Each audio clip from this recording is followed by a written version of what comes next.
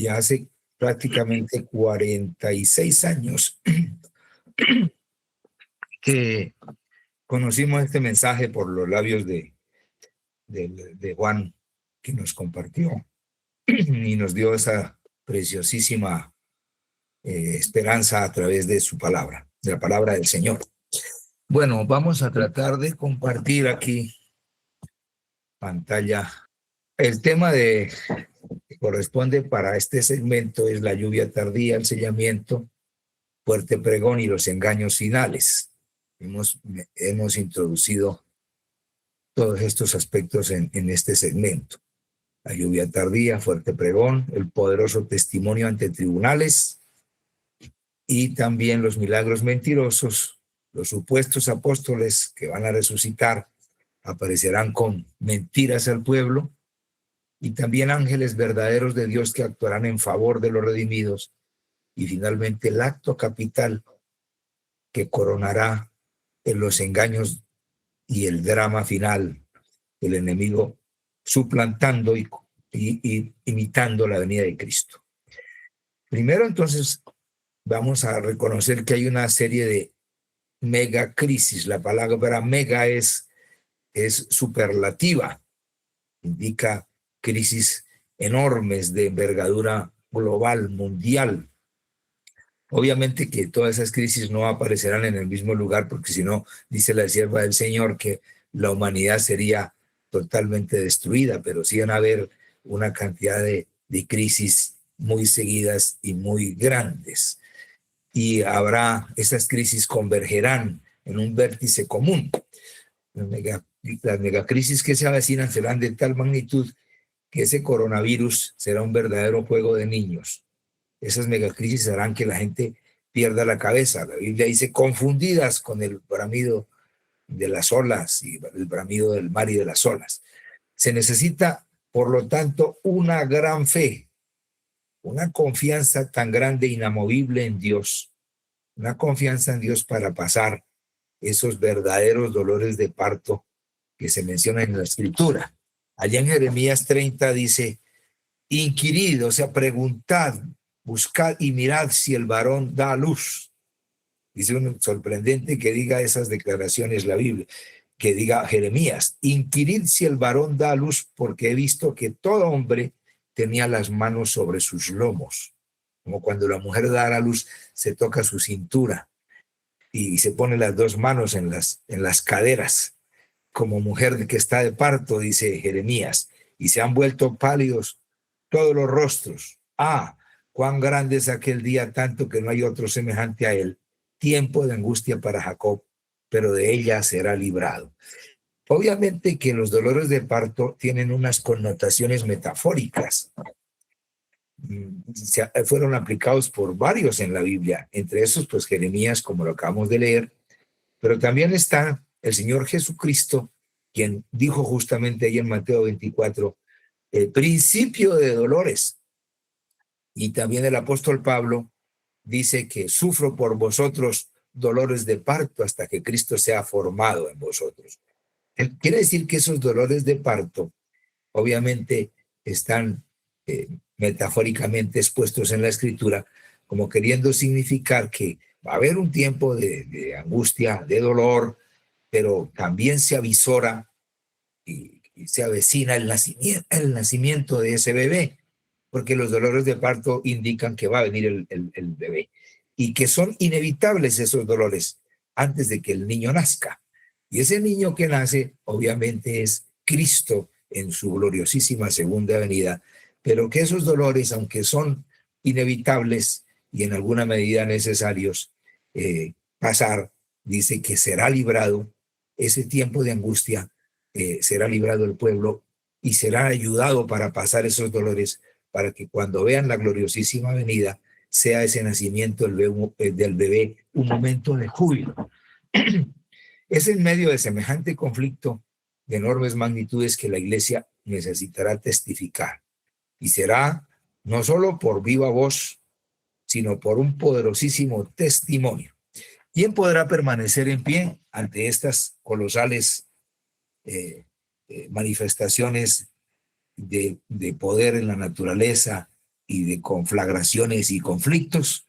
Ante semejantes demandas, solo estando investidos del poder de Dios, podremos hacer frente a estas crisis extraordinarias.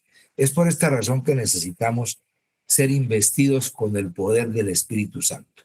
La poderosísima intervención de la tercera persona de la divinidad es la que puede ayudarnos, puede al investirnos con su fortaleza, con su gracia, con su poder, con su sabiduría, con esos poderes que tiene el Espíritu Santo, es la única manera de poder salir victoriosos frente a semejante situación. No es posible tener la lluvia tardía o el refrigerio del Señor a menos que la lluvia temprana haya hecho su efecto en nosotros. Es por eso que en este tiempo necesitamos nosotros adherirnos, necesitamos buscar la palabra del Señor, necesitamos buscar el Espíritu de Dios, clamar por Él, para que esas virtudes del Espíritu sean ejemplificadas en nuestra vida y asimilemos la primera lluvia, que es la lluvia temprana. Y esta cita me parece una cita clave, donde dice: solo los que hayan fortalecido su espíritu con las grandes verdades de la Biblia podrán resistir en el último gran conflicto. Solo los que hayan fortalecido su espíritu con las grandes verdades de la Biblia podrán resistir.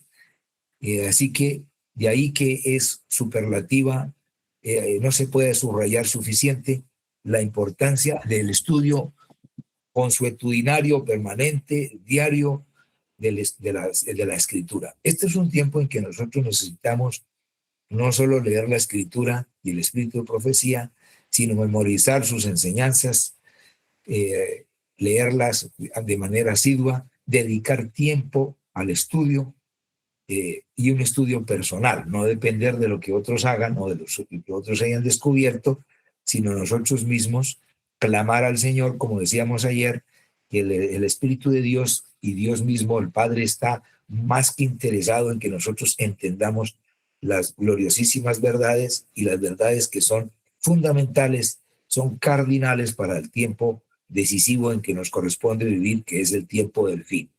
En esa gran crisis que nos espera, dice una escritora adventista, todo hombre, mujer o niño tiene que hacer un compromiso total con la verdad.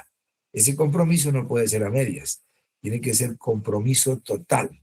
Tanto que dice la escritura, el amor, no recibieron el amor de la verdad.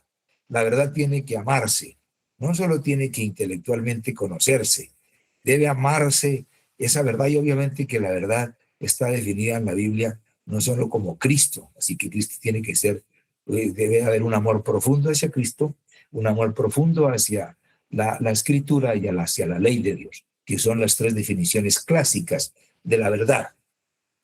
Y ahora debe haber un compromiso total con la verdad o el error, es decir, una diferenciación entre los dos, entre la luz y las tinieblas. Debe diferenciarse, debe distinguirse entre la justicia o el pecado, debe entre el poder de Dios o el poder del diablo. Tendrá que las personas tomar una resolución y un compromiso total entre esas dos cosas, entre el sábado o el domingo.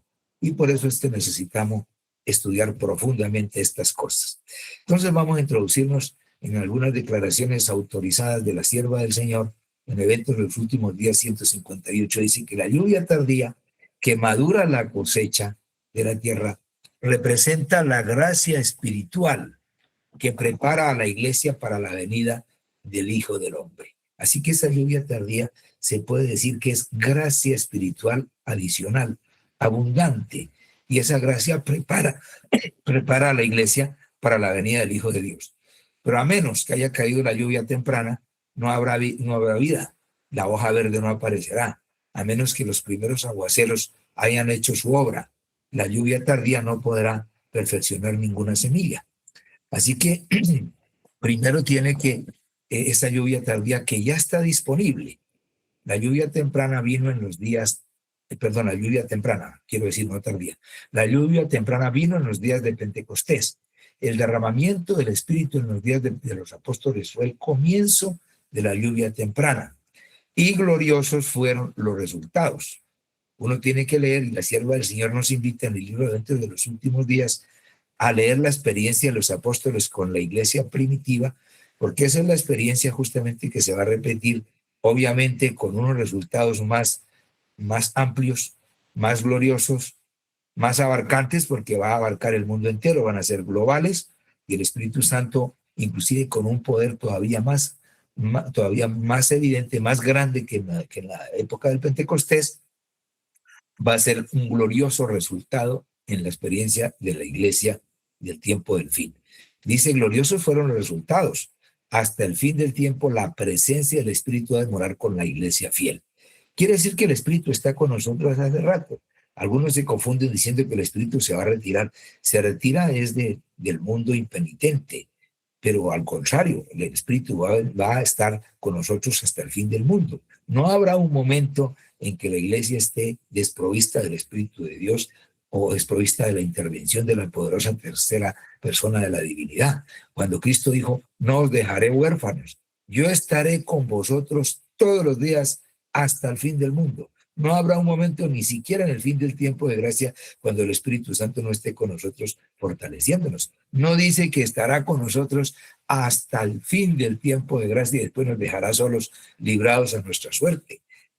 Hay evidencias en el Espíritu Profecía de que el Espíritu Santo estará con nosotros hasta el fin del mundo. No habrá un momento en que estaremos solos. Obviamente Cristo sale del santuario, pero el Espíritu estará ahí con nosotros y también Él vigilará como rey a su gloriosa iglesia habiendo salido del santuario. La lluvia temprana vino en los días de Pentecostés.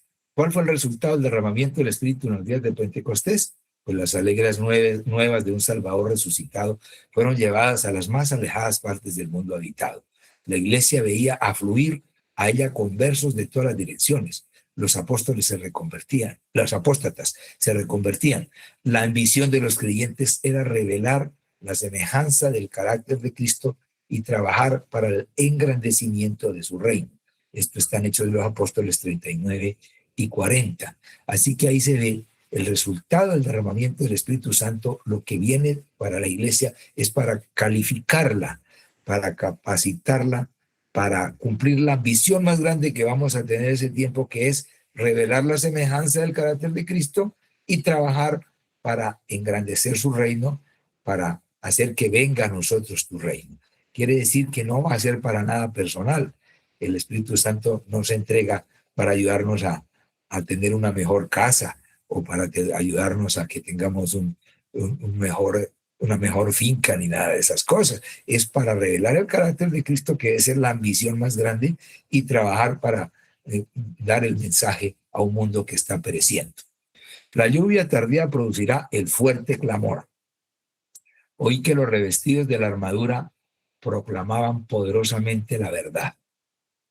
Ahora nos parece que tenemos como poca fuerza en la predicación de la verdad. No se convierte ni una abuelita, decían algunos. No convence ni a una abuelita. Pues la armadura proclamarán poderosamente la verdad, con fructuosos resultados.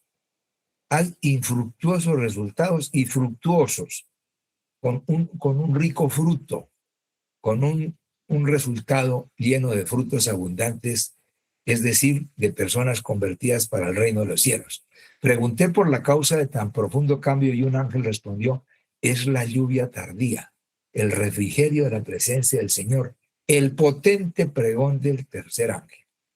Esos fructuosos resultados a mí me llaman la atención porque al presente se hacen costosísimas campañas, o algunas de pronto, y es necesario que se invierta mucho dinero. Es más, Ellen White, en el libro de Evangelismo, en el momento no tengo la cita, me viene a la mente que ella dice ¿y qué si gastamos una enorme cantidad de dinero y no se convierte en nadie? Dice, no importa, pero en eso es que tenemos que invertir los recursos, en predicar el Evangelio y dar el mensaje. Pero debemos predicar ese Evangelio con fructuosos resultados. Dice aquí, cuando venga el Espíritu Santo, va a haber un poderoso resultado en la proclamación del Evangelio. Hay una declaración muy importante aquí de la sierva del Señor en Eventos de los Últimos Días, donde dice que podemos haber recibido cierta medida del Espíritu de Dios. Nótese que eso es importante porque las vírgenes fatuas tenían cierta medida del Espíritu Santo, tenían algo, es más, tenían aceite, y el aceite del Espíritu de Dios. Pero mediante la oración, dice la sierva del Señor aquí, mediante la oración y la fe, debemos tratar de obtener una porción más abundante. Nótese que no basta con una cierta medida. Se requiere tener una porción más abundante. No debemos cesar nunca nuestros esfuerzos si no progresamos, si no asumimos la actitud necesaria para recibir tanto la lluvia temprana como la tardía, perderemos nuestras almas y la responsabilidad será solamente nuestra. A mí me llama la atención entonces que no basta con una dosis de cierta medida del Espíritu de Dios, sino que nosotros debemos estar clamando para que ese Espíritu venga de manera, con una porción más abundante, de manera más abundante, más gloriosa a nosotros. Es decir, refiriéndose a la lluvia tardía. ¿Dónde ocurre eso? Las convocaciones de la iglesia, como las asambleas generales, las reuniones de la iglesia local y todas las oportunidades en que se trabaja personalmente por las almas son las ocasiones señaladas por Dios para dar la lluvia temprana y la tardía. A mí me llama mucho la atención eso. Yo no sé si a ustedes, estoy seguro que les ha pasado que ustedes van a dar un estudio o a presentar unas conferencias y misteriosamente o de manera providencial, más que misterioso, vienen a su mente una serie de reflexiones que aún a usted lo alimentan. Dice, yo nunca había pensado esta declaración, no estaba en mi mente, ni estaba este versículo que llegó, que fluyó a su mente de manera sorprendente, y usted dio ese mensaje a la gente que inclusive a usted mismo lo alimenta. El primer beneficiado, cuando usted hace la obra misionera y comparte la fe, personalmente trabaja por las almas con oración, el primer beneficiado es usted. Es más, cuando usted va a estudiar y se prepara para dar el estudio, usted tiene que repasar esas declaraciones autorizadas de la Escritura y obviamente al entregarlas hay algo que ocurre en su mente y es los poderosos efluvios, las emanaciones que provienen del trono de la gracia, dándole al Espíritu Santo para que usted pueda dar un testimonio más eficaz. Y el Espíritu Santo convence a la persona usándolo a usted como elemento humano para ayudar a que las verdades fundamentales de la Escritura se concatenen adecuadamente, se conecten adecuadamente e iluminen la mente para tomar una decisión para la vida eterna. No es con el poder humano, el Espíritu Santo los habilitaba, dice, para hablar con facilidad idiomas antes desconocidos para ellos. Imagínense eso que a nosotros nos corresponde para poder aprender un idioma a veces toda una vida y no tenemos todavía perfectamente el idioma en nuestra mente. Pero el Espíritu Santo hizo por ellos lo que los discípulos no hubieran podido llevar a cabo en todo el curso de su vida. En una hora, en segundos, en minutos, el Espíritu capacita y le dio a los discípulos no solo el tono, el acento adecuado, la precisión idiomática, y les dio todo lo que comprende el idioma adecuadamente expresado, tanto que la gente se admiró cómo es posible que estos siendo galileos hablen con una fluidez y con un perfecto acento el idioma en que hemos nacido. Imagínate un curso de acción que requiere años estudiar un idioma para que ellos en poco tiempo el Espíritu los capacita y será necesario, porque dice la sierva del Señor, que seremos llevados, no sabemos a dónde, seremos llevados en el momento de la persecución, en el momento del esparcimiento del pueblo, y que es necesario que ocurra para que muchos conozcan la verdad. No sabemos. Antes que los juicios de Dios caigan finalmente sobre la tierra, habrá entre el pueblo del Señor un avivamiento de la piedad primitiva, cual no se ha visto nunca desde los tiempos apostólicos. El Espíritu y el poder de Dios serán derramados sobre sus hijos, dice Seguridad y Paz en el Conflicto de los Siglos, página 517. Uno ve, por ejemplo, en el tiempo del apóstol de Santiago, que él iba camino a Candace, iba un funcionario etíope, y el Espíritu tomó a Felipe y lo llevó hacia allá. Uno dice, puede ocurrir cosas como esas. Y Felipe instruyó a este etíope en las verdades de la Escritura y específicamente en el tema de Jesús, de quién era del que se hablaba allí en Isaías 53, si era del pueblo judío, que era el que interpretaba eso, el pueblo judío interpretaba que eran los judíos, y nunca reconocieron que era Cristo, el siervo sufriente. Y por eso siempre los judíos estaban pensando que Cristo nunca, el Mesías no sufriría, sino iba a expulsar a los odiados romanos de la ciudad de Jerusalén y del pueblo de los judíos y de la nación judía, y se iba a establecer el reino en esta tierra. Sin antes, obviamente, no contemplaban los sufrimientos de Cristo, ni el poder de Cristo para vencer primero el pecado, ni leían tampoco el libro de Daniel capítulo 9, donde se menciona claramente ese aspecto de la vida del Mesías. Pero a mí me llama la atención que después dice que Felipe fue tomado y fue llevado sin haber ningún tipo de aviones, ni ningún tipo de tecnología, ni helicópteros, y fue transportado, fue teletransportado, digo yo, de ese lugar y llevado a otro sitio. Y se encontró después en Azoto, lejos de ese lugar, predicando el Evangelio. O sea que el Espíritu puede hacer una enorme cantidad de cosas que al presente nos parece insospechada, que nos parece difícil. Y él puede prescindir aún de los medios tecnológicos, puede inclusive, si no hay aviones, si no nos permiten entrar a un aeropuerto, si no nos permiten, él puede transportar, como lo hizo, como lo ha hecho, a velocidades gigantescas, como lo hace con sus ángeles, y llevar a otro lugar a sus discípulos para que prediquen el mensaje de salvación. No será con poder humano. Por eso al presente uno dice, ¿cómo podemos nosotros llegar a un mundo que perece a la velocidad con que vamos, ¿no? Casi que esa es la velocidad del burro, 4 kilómetros por hora, ¿no? ¿Cómo vamos a poder llegar a un mundo que crece? Nacen diariamente 300.000, 400.000 niñitos nuevos y nosotros a pasos pequeños tratando de evangelizar un mundo. Déjenme decirle que el poder de Dios va a ayudar al mundo para que toda persona conozca las verdades fundamentales del tiempo del fin. ¿Cómo se reconoce la recepción del Espíritu Santo? Dice aquí en esta cita, que es un poco grande, pero que vale la pena leerla como está escrita. Dice: la religión de Cristo significa más que el perdón del pecado. Significa la extirpación de nuestros pecados. 1. El henchimiento de ese vacío, como se extirpa el pecado, queda un vacío.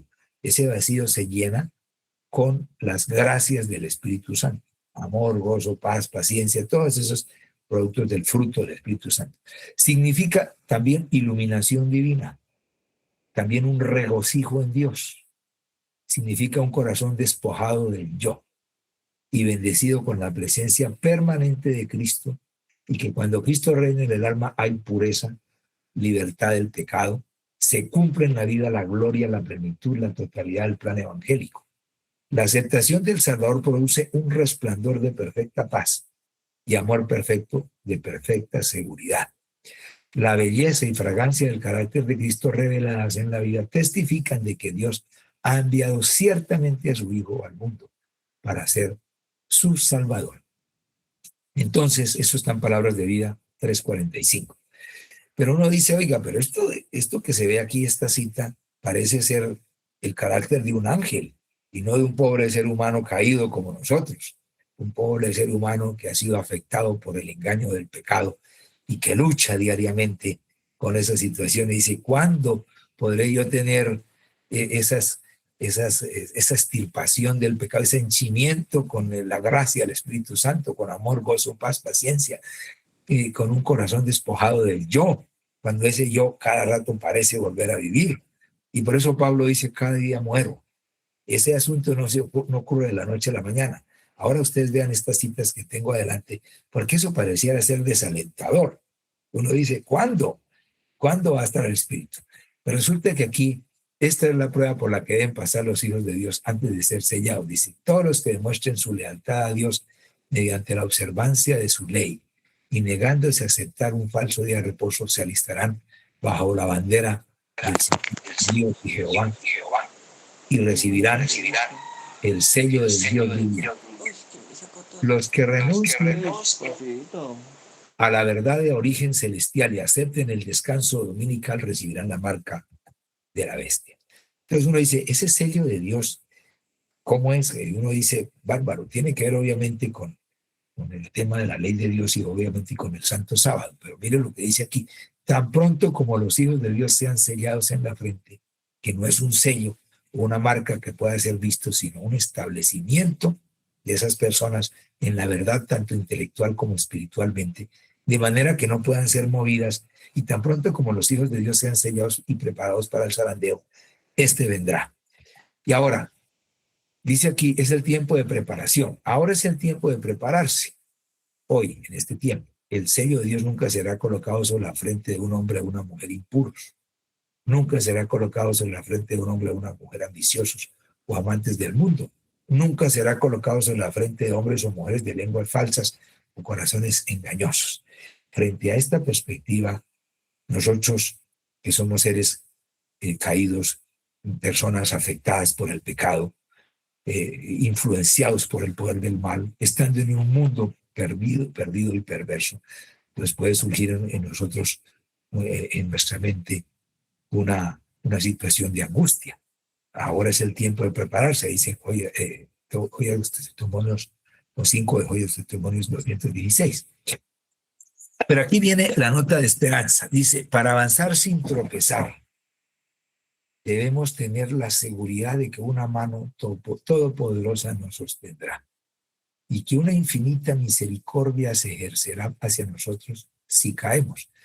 Esto suena rarísimo, es una cita de la sierva del Señor, hijos e hijas de Dios, pero es una cita que para mí ha sido sumamente impactante y me ayuda mucho cuando veo las altísimas expectativas que el cielo coloca sobre nosotros y que a veces pareciera decir que estuviéramos nosotros conminados o forzados a, a tener una absoluta perfección sin la mano de Dios. Y eso nos suena casi que inverosímil y fuerte. Pero mire lo que dice esta cita.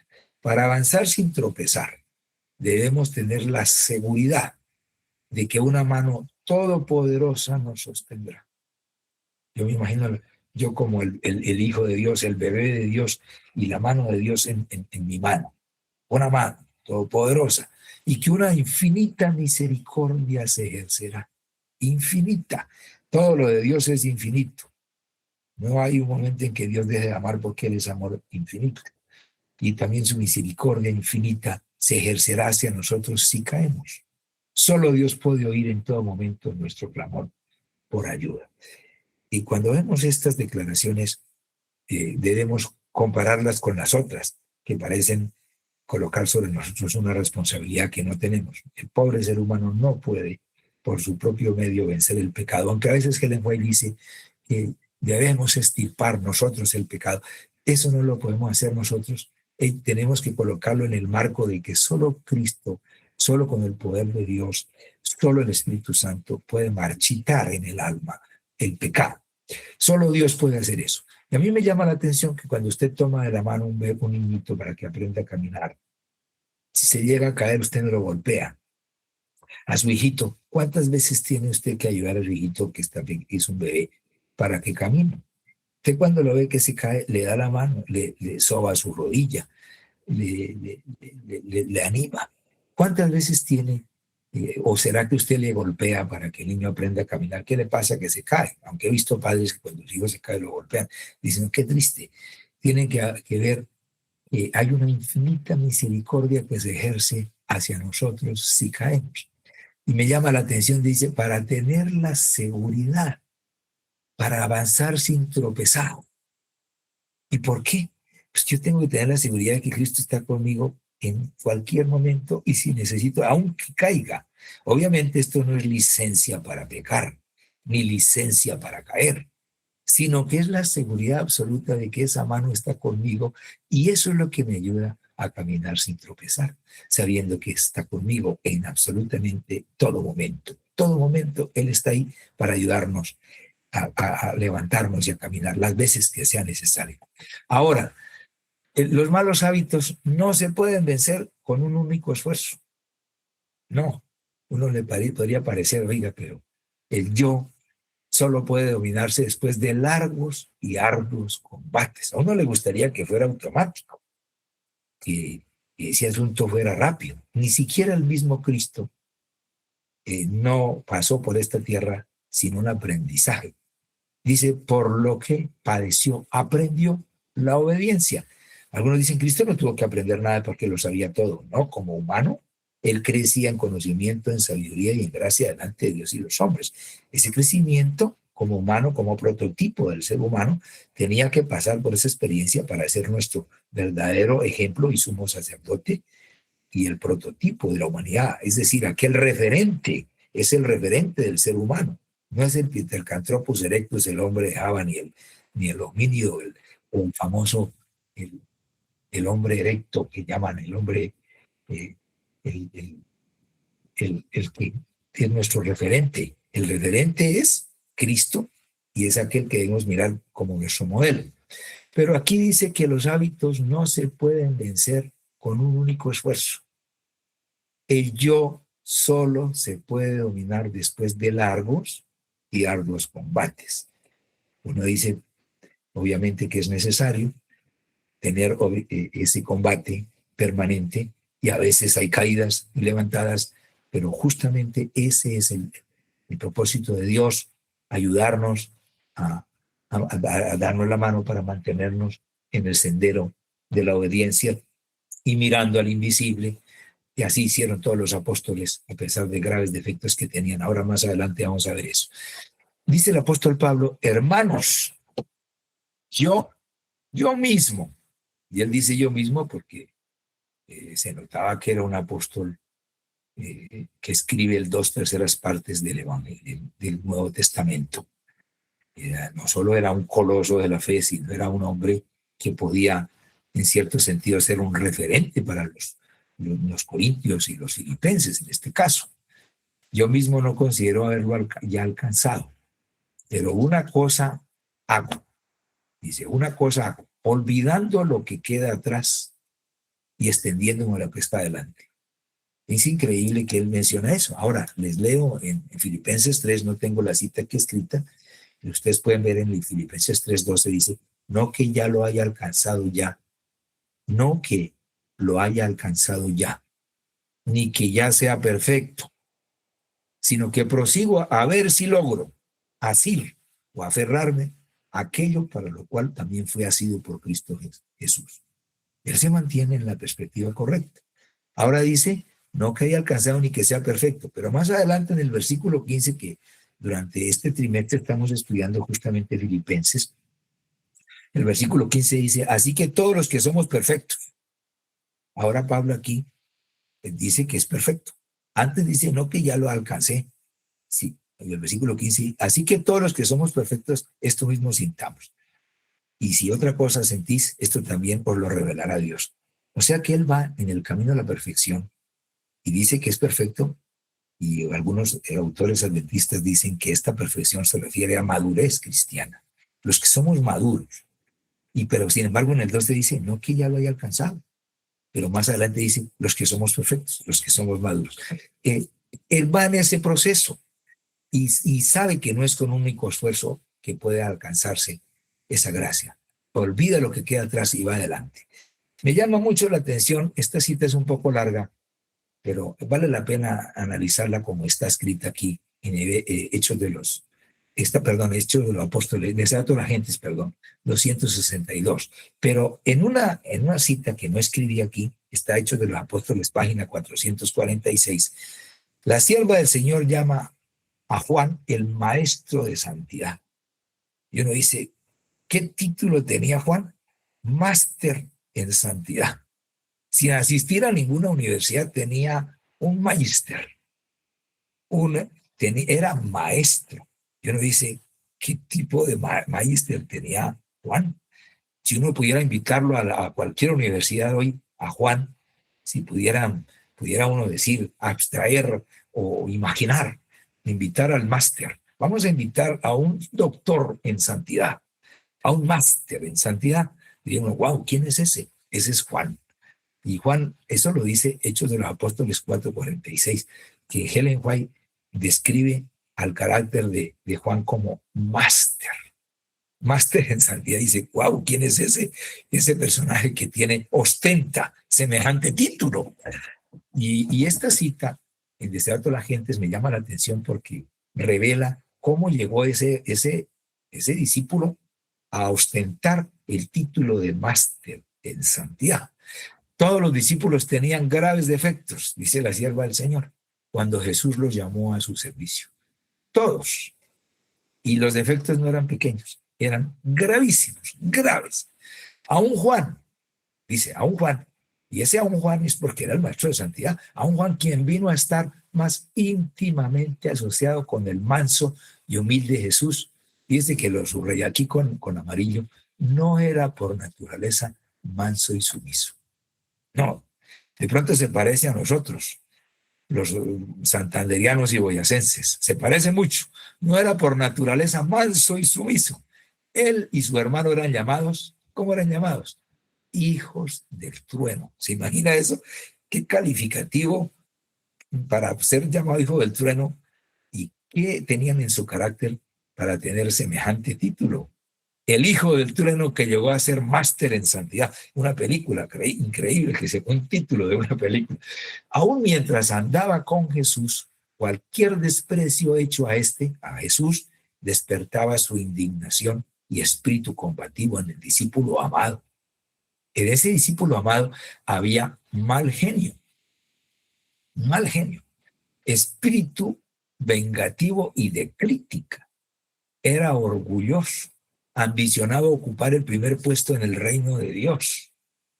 Pero día tras día, aquí está la clave, día tras día, en contraste con su propio espíritu violento, contempló la ternura y la tolerancia de Jesús y fue oyendo sus lecciones de humildad y paciencia, abrió su corazón a la influencia divina y llegó a ser no solamente oidor, sino hacedor de las obras del Salvador.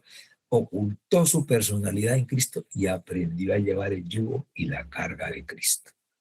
Qué gloriosísima esperanza hay en esto. Si todos los discípulos tenían graves defectos de carácter parecidos a nosotros y llegaron a ser expositores y ostentar nada menos que títulos como maestro de santidad, como fieles representantes de Cristo. ¿Cuándo tiene que ocurrir eso? Entonces, refiriéndonos al descenso del Espíritu Santo. El descenso del Espíritu Santo sobre la iglesia es esperado como si se tratara de un asunto del futuro, pero es el privilegio de la iglesia tenerlo ahora mismo, dice Evangelismo 508. No estamos suficientemente dispuestos a importunar al Señor con nuestras peticiones y pedirle el don del Espíritu Santo. El Señor quiere que lo importunemos con este asunto. Vea lo bonito de esta cita entre de los últimos días.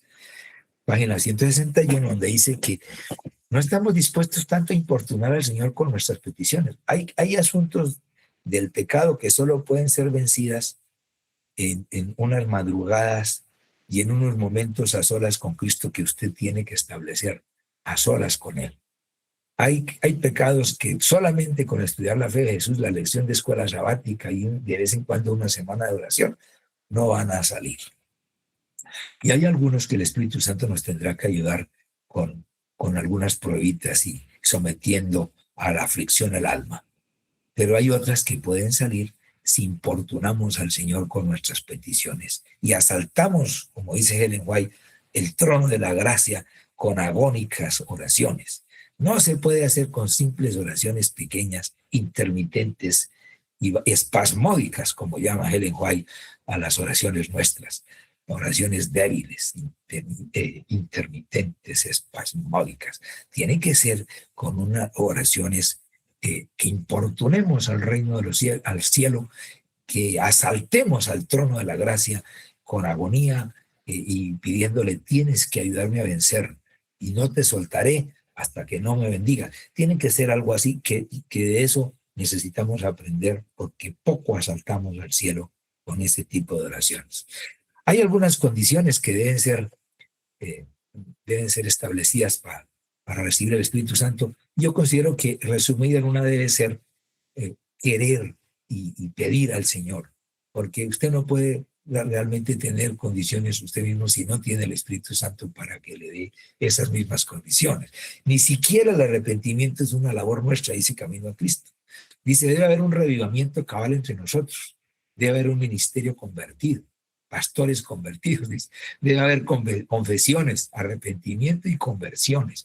Muchos que están predicando la palabra necesitan la gracia transformadora de Cristo en sus corazones. No deberían permitir o debieran permitir que nada les impida hacer una obra cabal antes que sea demasiado tarde para siempre, dentro de los últimos días.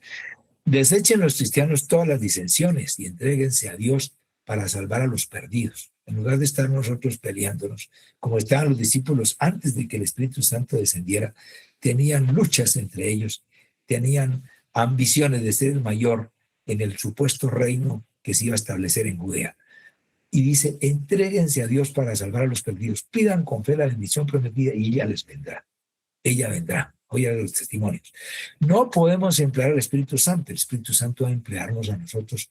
Y por el Espíritu obra Dios en su pueblo. Así el querer como el hacer por su buena voluntad. Filipenses 2:13. Pero muchos no quieren someterse a eso. Quieren manejarse a sí mismos. Esta es la razón por la cual no reciben el don celestial. A veces nosotros pretendemos un espíritu tipo lámpara de Aladino. Y eso hace que frotemos la lámpara, digamos que sea la palabra de Dios la lámpara, haciendo una comparación un poco profana, y que salga el Espíritu. Y tan pronto sale el Espíritu al aire, el Espíritu nos dice a nosotros, ¿qué quieres que haga, amo? Y así no es al contrario. Cuando frotamos la lámpara, la palabra de Dios, y sale el Espíritu, y nosotros tenemos que arrodillarnos y decirle al Espíritu, ¿qué quieres que haga, Espíritu? Tú eres el amo, yo soy tu siervo. Es totalmente al contrario. A veces nosotros con nuestras oraciones, que son bastante imperfectas, le damos órdenes a Dios y exigimos que Dios haga cosas. Y le pedimos, en lugar de decirle, Señor, ¿qué quieres que haga yo? Yo sea a tus manos, ¿qué quieres que yo actúe? ¿Cómo quieres que haga? Y eso de someter la voluntad al Espíritu Santo y a Dios es un asunto sumamente complicado porque es como morir a mi voluntad, morir al yo, y el yo no quiere morir tan fácil. Por eso Pablo tenía esas famosísimas luchas registradas, no solo en Romanos 7, sino a través de toda su experiencia, donde dice, cada día golpeo mi cuerpo y lo pongo en servidumbre, no y sea que habiendo sido heraldo venga a ser desechado. Y Pablo presenta la importancia de dominar diariamente, de someter a su voluntad terca, a la voluntad de Dios. Vi que nadie podrá participar del refrigerio del Espíritu de Dios a menos que haya vencido todas las tentaciones y triunfado el orgullo, el egoísmo, el amor al mundo y toda palabra y obra malas. Por tanto, debemos acercarnos más y más al Señor y buscar anhelosamente la preparación necesaria que nos habilite para permanecer firmes en la batalla en el día del Señor. Eso hace referencia a que uno puede leer esta cita y decir, oiga, yo soy el que tengo que vencer, yo soy el que tengo, y es verdad que el ser humano tiene una parte en ese proceso, pero nadie podrá vencer una 10.000.000ª molécula del pecado, a menos que es el Espíritu de Dios y el poder de Cristo, y por eso Cristo tuvo que morir para matar el pecado en nosotros. El ser humano tiene que disponer su voluntad, unir la voluntad humana con la voluntad del Señor, buscar toda la gracia del Espíritu, orar como nunca, leer la Escritura y de esa manera acercarse más al Señor y buscar anhelosamente esa preparación. No hay nada que Satanás tema tanto como que el pueblo de Dios despeje el camino quitando todo impedimento de modo que el Señor pueda derramar su espíritu sobre una iglesia decaída y una congregación impenitente. Cuando la iglesia haya dejado de merecer el reproche, indolencia y pereza, el Espíritu de Dios se manifestará misericordiosamente y la potencia divina será revelada. La iglesia verá las dispensaciones providenciales del Señor de los ejércitos.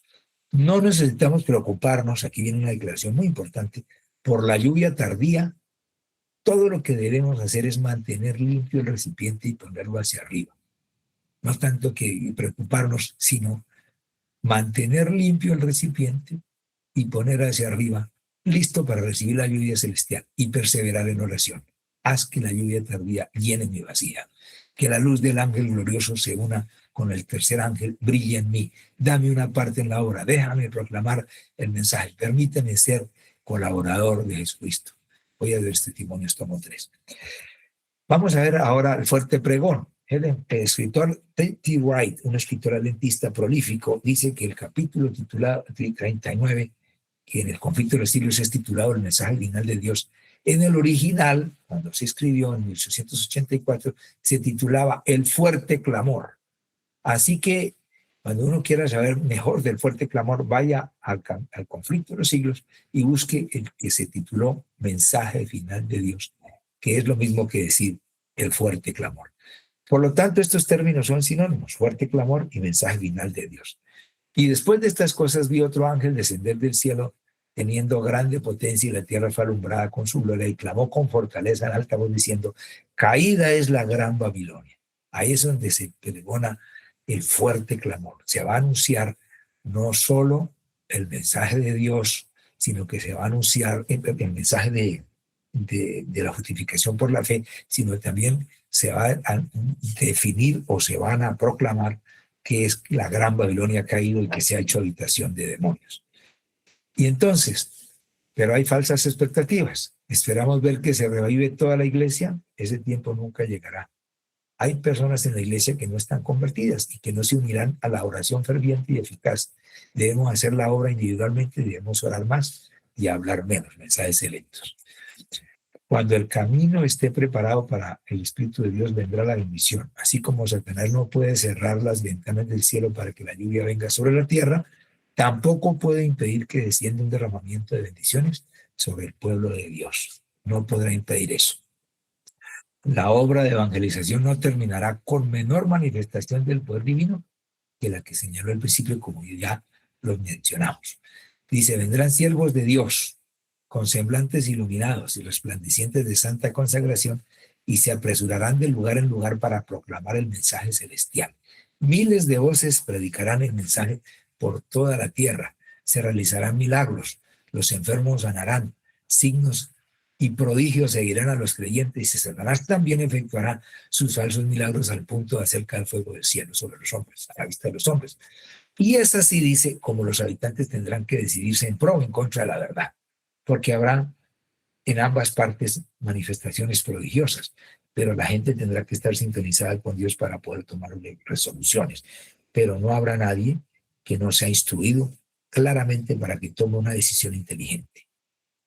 El sábado será la gran piedra de toque de la lealtad, pues es el punto especialmente controvertido. Cuando esta piedra de toque sea aplicada finalmente a los hombres, entonces se trazará la línea de marcación entre los que sirven a Dios y los que no le sirven. Eso de piedra de toque se usa, era una piedra de jaspe dura con la cual se prueba el oro. Se coloca el oro y se aplica encima de la piedra y deja una marca. Y luego se aplica un compuesto químico, un nitrato a esa marca, y si se marea o si se ve que se adultera o se cambia de apariencia, entonces no es oro fino. Entonces resulta que aquí que esa será la prueba de lealtad. La piedra de toque es la piedra de toque que le sea aplicada ahí, cuando sea aplicada es que es el sábado, y es la obediencia fiel en ese precepto. Esa será la piedra final de toque, la de lealtad. Ahí es donde se probará entonces el oro fino de lo que no es oro fino. El ángel que une su voz a la proclamación del tercer mensaje del tercer ángel alumbrará toda la tierra con su gloria, y así se predice una obra de extensión universal y de poder extraordinario.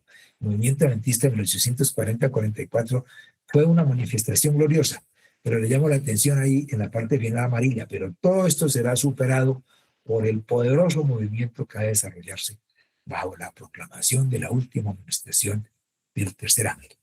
Vienen tiempos gloriosísimos para la iglesia. Obviamente que también serán tiempos desafiantes, difíciles, pero debemos mirar es cómo el Señor estará con nosotros para hacer una obra de naturaleza poderosa y gloriosa. Ellen White, citando Apocalipsis 18, 1 y 2, dice, 1, 2 y 4 dice, estos versículos señalan en tiempo al porvenir, cuando el anuncio de la caída de Babilonia, tal cual fue hecho por el segundo ángel de Apocalipsis, se repetirá con la mención adicional de las corrupciones que han estado introduciéndose en las diversas organizaciones religiosas. Ya se me está acabando el tiempo, no tengo tiempo para poder decirle algunas cositas de esto, de esa aparente contradicción que hay en el evento de los últimos días, pero de pronto eso no es tan trascendente. Llegamos entonces ahora al tiempo en que los espíritus de demonios encarnarán a seres queridos. Muchos, dice ahí, tendrán que vérselas con espíritus de demonios que personificarán a parientes o amigos queridos y que proclamarán las herejías más peligrosas. Estos espíritus apelarán a nuestros más tiernos sentimientos de simpatía y harán milagros con el fin de sostener sus acertos. Debemos estar listos para resistirles con la verdad bíblica de que los muertos no saben nada y de que los que aparecen como tales son espíritus de demonios. Qué importante es tener en cuenta esto, porque dice, muchos tendrán que vérselas, muchos. Y entonces aparentarán ser nuestros seres amados que están allá en el cielo y que influenciarán y que podrán darnos mensajes de aliento. El acto capital que coronará el gran drama del engaño será que el mismo Satanás se dará por Cristo. En varias partes de la tierra, Satanás se manifestará a los hombres como un ser majestuoso de un brillo deslumbrador.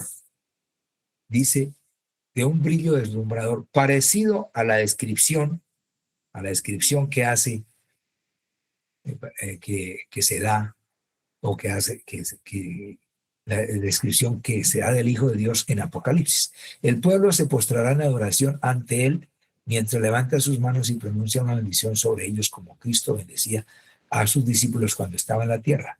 Su voz es suave, acompasada, aunque llena de melodía. En tono amable y compasivo, enuncia algunas de las verdades celestiales. Imagínense, en su propia boca estarán benditos de mi Padre, o quién sabe qué dirá esas verdades celestiales y llenas de gracia que pronunciaba el Salvador. Cura las dolencias del pueblo y luego en su fementido carácter de Cristo asegura haber mudado el día de reposo del sábado al domingo y manda a todos que santifiquen el día bendecido por él. Evento de los últimos días 138. Esta cita muestra que Satanás va a personificar a Cristo. Pero hay un límite más allá del cual Satanás no puede ir. Pero aunque ostentará la apariencia de Cristo en cada detalle en lo que abarca a la mera apariencia, no engañará a nadie, sino a aquellos que como Faraón están tratando de resistir la verdad. Realmente no podrá ser. Dice aquí que no se permitirá remedar la aparición de Cristo. Además, no se le permitirá a Satanás contrahacer la manera en que vendrá Jesús o imitar. Otro símbolo, otro sinónimo de contrahacer es imitar fielmente. El Salvador previno a su pueblo contra este engaño y predijo claramente cómo será su segundo venimiento, porque se levantarán falsos cristos, falsos profetas que darán señales grandes y prodigios de tal manera que engañarán, si fuere posible, aún a los escogidos. Si fuera posible, indica que el engaño quiere estar dirigido más a los escogidos. Así que si os dijeren, aquí está en el desierto, no salgáis, o en las cámaras no vayáis, no creáis, porque como el relámpago que sale del oriente y se muestra hasta el occidente, así será la venida del Hijo del Hombre. Así que la venida del Hijo del Hombre se verá de manera mundial, estará viéndose en la nube de los cielos y el diablo no se le permitirá contrahacer ese aspecto. No se puede remedar semejante aparición. Todos la conocerán y el mundo entero la presenciará. Conflicto de los siglos 609.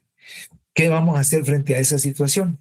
Dice la sierva del Señor, ¿qué haremos? Decirles que Cristo nos ha advertido precisamente contra un enemigo tal, que es el peor adversario del hombre y que sin embargo pretende ser Dios, y que cuando Cristo haga su aparición será con poder y gran gloria, acompañado por 10,000 veces 10,000 ángeles y millares de millares, y que cuando venga conoceremos su voz. Y aquí para finalizar, quiero presentar de pronto, por lo menos alternativamente, algunas otras. Estos detalles parecen ocurrir justamente antes de que se cierre el tiempo de gracia.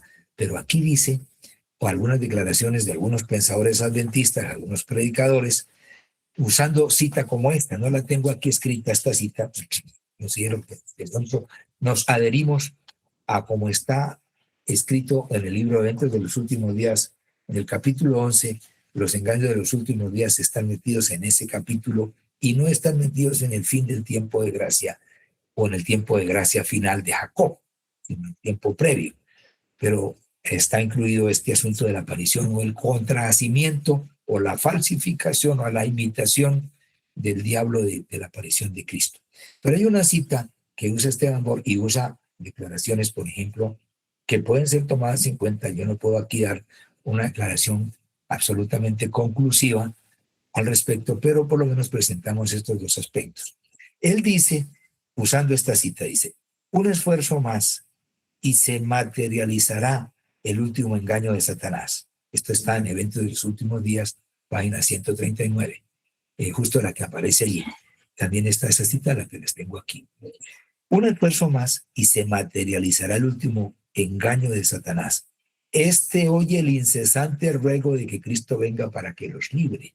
Y eso ocurre en el tiempo de angustia final. Esta cita pareciera estar colocada fuera de contexto aquí, porque, es decir, donde aparece el enemigo pretendiendo hacer el contrahacimiento en el tiempo de angustia de Jacob. Este oye el incesante ruego de que Cristo venga para que los libre. Su última estrategia es personificar a Cristo y hacerles pensar que sus oraciones han sido contestadas. Eso está en manuscrito 16 de 1884, pero también está registrado en esta página 139. Este detalle hace pensar a Esteban Borg, y además de otras cosas, porque él dice que la palabra tote, que es entonces, es una palabra que indica que unas cosas ocurren en el tiempo cronológico después de otras. Entonces ocurrirá esto y después aquello, queriendo decir que sigue un orden estrictamente cronológico. Y por eso esa palabra se menciona varias veces en Mateo 24. Por eso pues, no tenemos tiempo para ponernos a dar este tipo de análisis, pero ustedes podrán después analizarlo y mirar cuál puede ser más acertado. Es más, Esteban Borg dice en una de sus declaraciones que él estuvo listo para enviarle una nota a los fideicomisarios de los escritos de Ellen White, que escriben Eventos de los Últimos Días, para decir que ese detalle, que está mal ubicado, la aparición de Satanás en ese contexto del capítulo 11 de Eventos de los Últimos Días, y que él presenta sus argumentos para mostrarles ese detalle.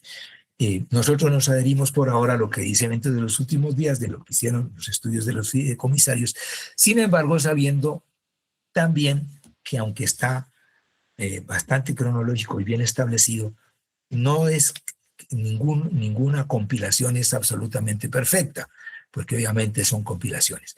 Pero a nosotros nos corresponde decirle al Espíritu de Dios que nos ayude a identificar esto. Si bien esto no es un asunto de salvación, de pronto puede ser que necesitamos cada vez comprender mejor estos aspectos. Entonces, hermanos, vamos a orar para dar conclusión a este tema. Oremos. Querido Padre Celestial, muchas gracias por darnos tu palabra, por ayudarnos, Señor, a discernir los eventos finales. Nosotros no comprendemos plenamente muchas cosas y hay cosas que todavía necesitan ser aclaradas en nuestras mentes, porque ¿quién puede tener esa visión de conjunto que solo tiene el Espíritu Santo? Pero nosotros sí podemos reclamar esas promesas de que el Espíritu Santo venga a iluminar nuestras mentes y ayudarnos a discernir más cabalmente estas verdades reveladas que son para nosotros. Danos gracia y entendimiento y luz y ayúdanos a perseverar en la fe. En el nombre de Jesús. Amén. Amén. Amén. Bueno, Pastor César, muchísimas gracias. Creo que hemos sido suficientemente ilustrados con respecto a la necesidad de la pureza, de la santidad, de una experiencia de victoria sobre el pecado, a fin de que podamos participar del fuerte clamor. Esto ha quedado muy bien ilustrado, gracias a Dios, con abundantes citas, tanto de la palabra de Dios, la Biblia, como la palabra de Dios, el espíritu de profecía. Y un cierre muy interesante con respecto a que también porque necesitamos obtener una experiencia de un nivel altísimo en la santidad, en la pureza, en el dominio propio, en la templanza, a fin de que podamos resistir lo que nos fue presentado al final, que es los signos pavorosos que seguirán a Satanás presentándose como ángel de luz y con un cierre allí como broche de oro muy especial con respecto al contrahacimiento. Y queda entonces abierto el debate. Queda abierto el debate allí porque sí, hemos escuchado al pastor Esteban Bor manifestar que el contrahacimiento será no en el periodo que le ha correspondido al pastor César presentar, el tiempo de angustia previo, sino que será después del cierre de la gracia. Entonces, precisamente por la cita que fue leída, y queda entonces abierto el debate, pero creo que tal vez no sea el momento para hacerlo porque necesitamos pruebas, estudio adicional, necesitamos, bueno, entonces creo que el énfasis que deberíamos hacer ahora en los comentarios, me parece a mí, con todo respeto, debería ser lo que quedó muy bien expuesto con respecto a por qué necesitamos una experiencia que hoy por hoy no poseemos, ¿no? Se hablaba allí de la necesidad de la pureza, la santidad, la victoria sobre el pecado, vivir una experiencia de oración agónica, de oración como la de Jacob en Jaboc, no te soltaré hasta que me bendigas, etcétera. Todo eso creo que es un paquete maravilloso y además de que fuimos fortalecidos con la presentación de promesas maravillosas de que es posible, de que sí es posible alcanzar ese nivel espiritual. Hay preguntas, pero vamos a saludar primero a nuestros queridos ponentes, consultores, bueno, etcétera. Entonces, y a todos los directores de las plataformas, hermano Elber, entonces invitemos a la gente que abran sus cámaras. El micrófono, hermano Elber. Necesitamos verlos para saber de qué estamos hablando, mis queridos hermanos. Bueno, la ponencia ha sido muy especial. Necesitamos ahora compartir nuestras opiniones, todos los que estamos en la plataforma. Así que les escuchamos, mis queridos hermanos. Bueno, Pastor Juan ya está con nosotros, hermano Edwin. Tenemos también a nuestro hermano Oscar, lo vi por ahí llegar al postre. Osquitar, buenos días. Saluda. Bueno, hermano Edwin, adelante. Hermano, solamente para pedirles un permisito, tengo que retirarme. Lamento no poder participar de este espacio. Tengo un compromiso en este momento. Entonces, bueno, me despido y bendiciones en este día. Amén. Señor le acompañe, Edwin. Señor le bendiga en su compromiso.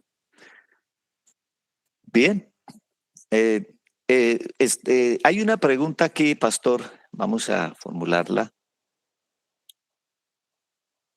¿Qué significa la lluvia temprana desde la perspectiva apostólica? Es decir, ¿qué significa la lluvia temprana como una condición para el pueblo de Dios en este último tiempo? ¿Qué significa la lluvia temprana desde la perspectiva apostólica? A ver si entiendo la pregunta. Primeramente, los discípulos estuvieron esperando justamente la recepción del Espíritu Santo, que Cristo fuera entronizado en el cielo. Y Cristo subió y dijo, no se vayan, no vayan sin el poder del Espíritu Santo, porque ustedes, en las condiciones en que están desprovistos de esa poderosísima intervención del Espíritu Santo, no van a poder cumplir las tareas tan gloriosas y abarcantes y de naturaleza macro, vamos a decir, para predicar el evangelio. Así que ellos tuvieron que estar orando, preparándose, uniéndose en mucha oración, deponiendo sus diferencias, diciendo: nosotros queremos más el Espíritu Santo que nuestras concepciones y nuestras presuposiciones y nuestras acariciadas ambiciones. Eso hizo que ellos estuvieran en el aposento alto, y una vez que Cristo fue entronizado, es decir, el Padre aprobó su ministerio y le colocó sobre encima las áureas, o el aceite precioso del Espíritu, invistiéndolo como sumo pontífice. Bajaron a la tierra esas gotas, y ellos se dieron cuenta que el sacrificio de Cristo había sido aceptado en el cielo. Y obviamente fueron calificados en la Iglesia Apostólica para recibir el poder de cumplir la tarea evangelizadora, que era realmente la razón por la cual el Espíritu venía. Obviamente ese Espíritu está con nosotros en su primera lluvia. Desde ahí empezó a estar con toda la Iglesia a través de todo el tiempo. No es que tengamos que pedir a la lluvia temprana, porque la lluvia temprana ya está, obviamente, desde el Pentecostés. Estaré con vosotros. Dios les dejó el Espíritu, les dio el Espíritu, pero se lo dio ahora en abundante provisión, cuando Cristo fue entronizado en el cielo, como diciéndoles: ahí les envío a la tercera persona en abundante provisión para que puedan cumplir la tarea. No sé si interpretamos bien lo que quería preguntar. Bueno, sí, está muy, muy al punto. Sin embargo, la pregunta tiene que ver con cómo podemos entender la lluvia temprana desde la perspectiva apostólica aplicada a nuestro tiempo. Esa más o menos creo que es la pregunta. Al pastor Juan Campos, que pronto puede ampliar un poco más. Adelante, pastor. Sí, gracias, pastor. Gracias, pastor. Gracias. Bien. Esto de la lluvia temprana y la lluvia tardía debemos entenderlo desde el punto de vista colectivo y desde el punto de vista personal.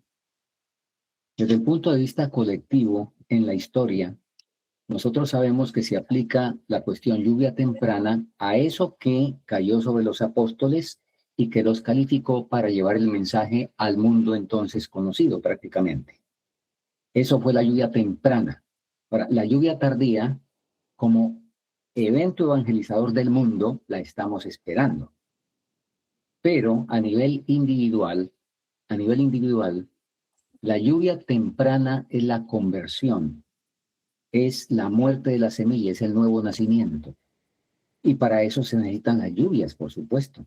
La lluvia del Espíritu Santo para eso.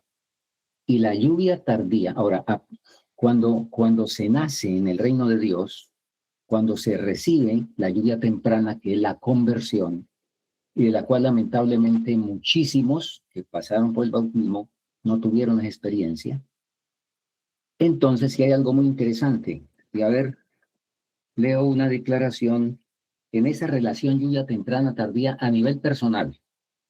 Leo una declaración a ver, está aquí en la Biblia de Estudios, comentario de Apocalipsis 18, hablando justamente del fuerte pregón, hablando de ese ángel que ilumina la tierra con su gloria.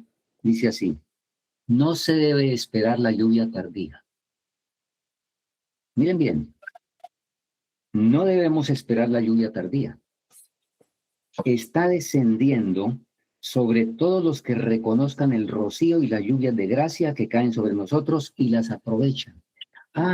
Entonces la lluvia tardía es igual que el sellamiento, un proceso. Y pues de eso es que tenía alguna pregunta que, bueno, sigue el tiempo. Entonces la lluvia tardía es un proceso que va a tener un clímax.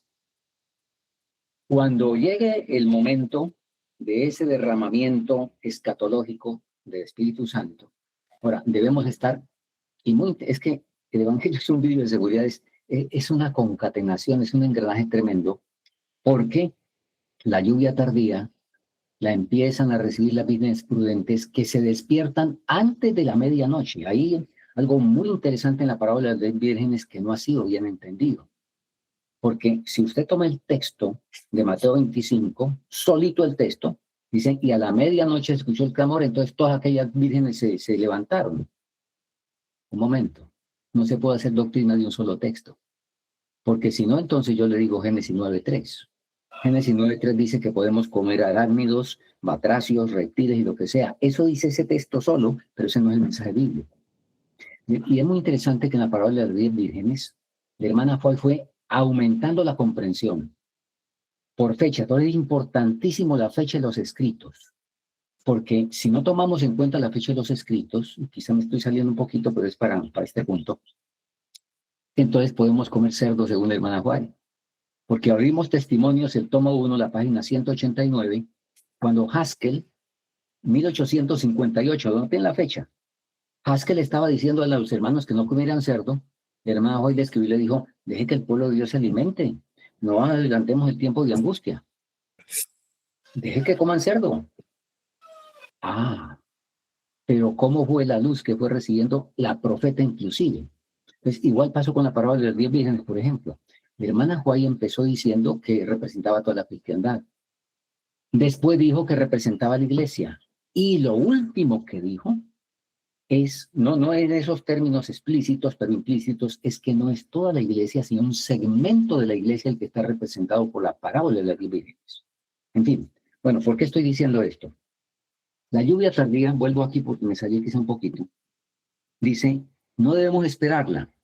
Es un proceso porque la persona que nació de nuevo, que recibió la lluvia temprana, entonces empieza a recibir la lluvia tardía, ¿sí? Que dice, está descendiendo sobre los que atesoran cada rayo de luz. Y claro, llega el momento de recibir un baldado, ¿verdad? Y llega el momento histórico, de acuerdo a los acontecimientos finales que estamos estudiando, donde se recibe ya la eflusión completa, pero nadie va a recibir ese baldado si no está bien mojado primero. Tiene que estar bien mojado. Y si no, olvídese que va a recibir el baldado. Bueno, eso es lo que quería comentar, ¿no? Entonces, es muy claro con la semilla y la germinación de la semilla, que en el plano personal, que es el que más necesitamos nosotros urgentemente, no solo entender, sino implementarlo en la vida, es que la lluvia temprana es cuando se rinde al Señor, le entrega la voluntad, la verdadera conversión, y entonces empieza en ese periodo de santificación, eso es recibir la lluvia tardía, es lo mismo que, bueno, el sellamiento, y eso capacita o prepara para el tremendo chubasco, digámoslo de esa manera, que es el derramamiento escatológico, y lo que entonces escatológicamente se llama la lluvia tardía. El punto de vista, repito, global, la lluvia temprana cayó en la época apostólica, la lluvia tardía la estamos esperando y caerá sobre los que han estado recibiendo la lluvia tardía. Amén. Temprana, sí. Bueno, pastor, el detalle, digamos que surge una pregunta a la pregunta inicial. Los frutos de la lluvia temprana en este tiempo han de ser los mismos frutos de la lluvia temprana en el tiempo apostólico. Digamos que esa en esencia es digamos, es la esencia de la primera pregunta. ¿Sí me hago entender? A nivel personal, ¿no? Sí, claro. Sí, a nivel de nuestra experiencia en este tiempo. Claro, correcto. A ver, la semilla, ¿cuándo germina? ¿Cuál es la germinación de la semilla? Cuando la persona se rinde manos arriba, ¿sí? Cuando entrega el yo para ser crucificado, cuando rinde la voluntad. Entonces, ahí germinó la semilla, ahí nació la planta. Ahora empieza el proceso. Ahora empieza el proceso para el cual tenemos todas las grandiosas y preciosísimas promesas, ¿sí? Preciosas y grandísimas promesas que dice el apóstol Pedro. Entonces, aquel que es poderoso para guardaros sin caída. Y en fin, todo ese proceso de crecimiento. Los apóstoles lo tuvieron, fíjese, cuando recibieron la lluvia temprana, que eso, pues ellos se convirtieron realmente, bueno, Pedro se convirtió la noche de la negación, ¿verdad? Y los otros sin duda se convirtieron el domingo de la resurrección, en fin, qué sé yo. Cuando llegaron al aposento alto, entonces estaban ya Y esos 10 días, lo que leemos en la descripción de Hechos de los Apóstoles de Malachi, hicieron todos los arreglos ya, bueno, tuvieron los frutos del nuevo nacimiento. Entonces, como nacieron de nuevo, ya estaban todos ahí en el aposento alto, todos ya habían nacido de nuevo o nacieron ahí los que faltaban, pudieron recibir ahora el Espíritu Santo. Que de paso, hermanos, esto es muy serio, y es muy claro. Persona que no rindió la voluntad, pues no recibió ningún Espíritu Santo. ¿No? El que no se entregó realmente al Señor, ¿qué Espíritu Santo va a recibir? No. El Espíritu Santo lo ha traído en llamamiento, ¿sí? Porque si el Espíritu Santo no nos trae y nos muestra la necesidad de arrepentimiento, pues nunca la vamos a sentir. Entonces, hay una obra del Espíritu Santo que nos llama para llegar al punto de la conversión, y esa obra es desde afuera. Pero cuando nos rendimos, entonces, y permítanme usar esta expresión coloquial, el Espíritu Santo que estaba por fuera se nos mete. Eso es lo que el Señor dijo. Está con vosotros y estará en vosotros. ¿Sí? Entonces, cuando está en, es que empezamos a guardar los mandamientos. Antes de eso no hemos guardado ningún mandamiento. Antes de rendirnos al Señor, no hemos guardado el sábado, así tengamos 40 años sentados en el templo. No hemos guardado el primer sábado. Eso lo podemos probar. Bueno, de hecho, eso está en toda la serie de justificación por la fe que tuvimos. Sí, eso está, todos estos detalles. Mi hermana Juárez dijo en recibiréis poder cuando estemos diariamente bajo el control del Espíritu Santo, entonces seremos el pueblo que guarda los mandamientos. Pero es que el Espíritu Santo no puede controlar a nadie que no se rindió. Entonces el que no se rindió no ha guardado ningún sábado, así tenga 50 años sentado en el templo. Esa es la realidad. Y eso es lo que debemos afrontar con urgencia en este tiempo justamente. Y hay esperanza, gracias al Señor, porque qué tal si no hubiera esperanza, ¿verdad? Pero esa es la realidad. Amén. Bueno, Pastor Juan, muchas gracias. Realmente esta pregunta es bien profunda, ¿no? La pregunta es bien profunda porque lo que la pregunta en esencia lo que intenta hacer es una analogía entre la experiencia apostólica y la experiencia de la ayuda temprana en nuestro tiempo, porque sabemos que la ayuda tardía será en sus frutos mucho más potente, mucho más poderosa de la ayuda temprana, aunque la ayuda temprana en la experiencia apostólica, pues imagínense, fue extraordinaria. Sí, pastor. Un detalle solamente. Notemos en la experiencia apostólica que ellos con la ayuda temprana no recibieron ni carne santificada ni total madurez, como el pastor Fagua bien repasó lo que Pablo decía. Ya somos perfectos, pero todavía no lo he alcanzado y prosigo y todos esos detalles. Nosotros encontramos, a ver, pregunto, ¿Pedro realmente estaba convertido ya en el aposento alto y cuando dijo el discurso de Pentecostés y todo eso, ¿estaba convertido o no estaba convertido? Totalmente. Pero ¿se equivocó después? ¿En algún momento se equivocó o no se equivocó? Claro, Gálatas 1.